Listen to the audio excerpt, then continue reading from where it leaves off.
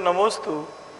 ब्रजेंद्र कुमार जैन सहारनपुर से प्रश्न कर रहे हैं कि प्रक्षाल, नवन, जलाभिषेक, शांति धारा, इनमें क्या अलग अलग अंतर है या सब एक ही अर्थ है? प्रक्षाल, प्रक्षाल जो शब्द है प्रकृष्ट रूप से, उत्कृष्ट रूप से स्नान, उसका नाम प्रक्षाल है। क्षालन धातु से बना हुआ स्नान उसका अर्थ होता है। पर ये कैसा स्नान? जैसे सामान्य व्यक्ति का स्नान वैसा स्नान नहीं, क्योंकि जो नवन शब्द बोला है वो नवन तो क्या हुआ? नहाना। आप रोज़ नहाते हैं, वो नवन कहलाता है। लेकिन प्रक्षाल का मतलब क्या है? प्रकृष्ट रूप से, उत्कृष्ट रूप से स्नान होना, सुगंधित पदार्थों से होना। अभिषेक, अभिषेक का अर्थ होता है जो अनेक प्रकार के पवित्र पवित्र वस्तुओं से जो प्रभु का स्नान होता है उसे अभिषेक कहते हैं। ठीक है। अब रही शांति धारा। शांति धारा क्या है?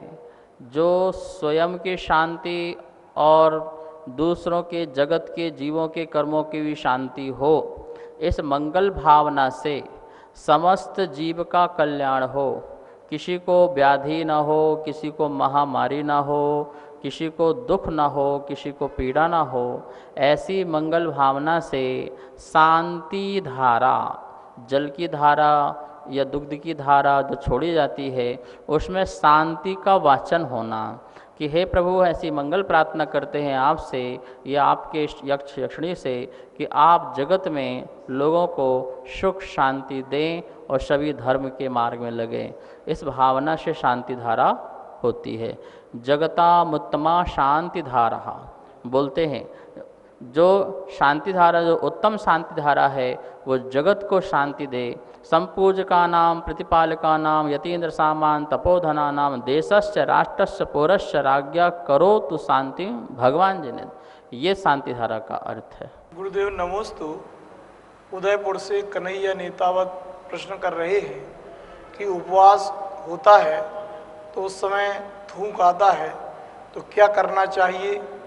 उपवास हम सब करते हैं, साधु संत भी करते हैं, त्यागी व्रती भी करते हैं। और उपवास में हमें बाहर से 4 प्रकार का जो आहार है उसको नहीं लेना है। इसका नाम उपवास है। उपवास में देखिए अंतरंग और बहिरंग। अंतरंग में कषाय को कम करना, कषाय को कम करना, और बहिरंग में आहार पानी आदि उसका लंघन करना, उसको ग्रहण नहीं करना, आसन आदि को छोड़ना, अनशन है। इसका नाम उपवास है। आत्मा में वास करना है, बाहर से नहीं लेना है। लेकिन जो मुख में थूक है, स्लाइवा है, इसको गुटकने में कोई हमारा उपवास नहीं छूट जाता। ये ऐसा हमारे यहाँ कहीं भी आगम में लिखा नहीं है कि अब मुँह में थूक आएगा, वो तो आना ही आना है। स्लाइवा तो आएगा ही आएगा, गीलापन तो रहेगा रहेगा, और उसको गुटकना भी पड़ेगा। बाहर थूकना नहीं है। थूकेंगे बाहर जीव जंतु मरेंगे, जीवा के फंस के मर जाएंगे कफ आदि में, तो अंदर ही जाएगा। इस प्रकार से उपवास में यदि हम थूक आदि गुटक लिया तो हमारा उपवास नष्ट नहीं हो जाता है। बाहर से 4 प्रकार का कोई आहार ग्रहण नहीं करना है और अंतरंग में कषाय को कम रखना है, यही उपवास है। गुरुदेव नमोस्तु। परमानंद जैन जबलपुर से प्रश्न कर रहे हैं कि जब मीठे रस का त्याग करते हैं तो क्या मीठे फलों का, किशमिश का, ऐसी जो मीठे वस्तु होती है, क्या उनको भी ग्रहण नहीं कर सकते? मीठे जो रस है, उस मीठे रस में हम शर्करा, गुड़, इसी को ही मीठा रस मानते हैं। ठीक है ना। जैसे गन्ने आदि से बना हुआ जो गुड़ है या शर्करा है, चीनी है, इसको ही अपन को मीठे में लेना है। फल मीठे हों, किशमिश मीठे हों, मुनक्का मीठे हों, तो वो मीठे में, रस में नहीं आता। ये रस में नहीं है, ये फल में है, ये ड्राई फ्रूट्स में है। ठीक है ना। तो हम इतना ज़्यादा ना जाएं कि फिर मीठा तो ऐसी कोई चीज़ नहीं जिसमें मीठा ना हो।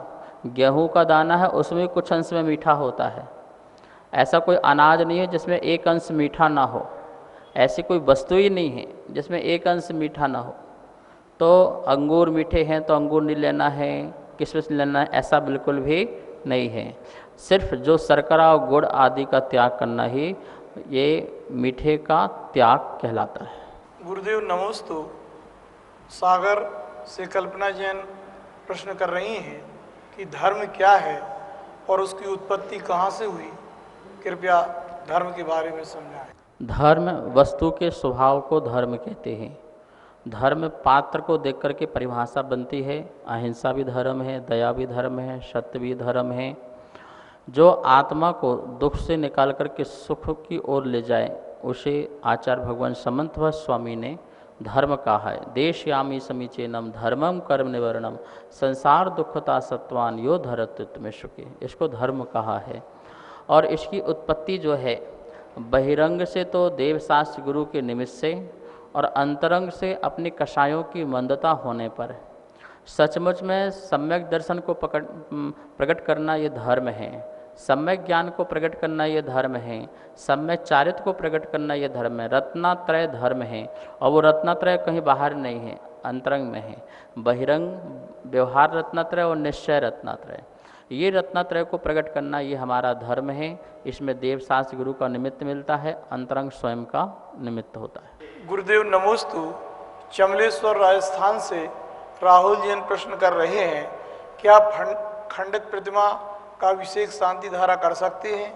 जो प्रतिमाएं बिल्कुल खंडित हो चुकी हैं, जैसे आँख नहीं है, नाक नहीं है, कान नहीं है और चेहरा भी बिल्कुल दिखाई नहीं दे रहा है, तो उन प्रतिमा का विधि पूर्वक विसर्जन कर देना चाहिए या संग्रहालय में विराजमान कर देना चाहिए।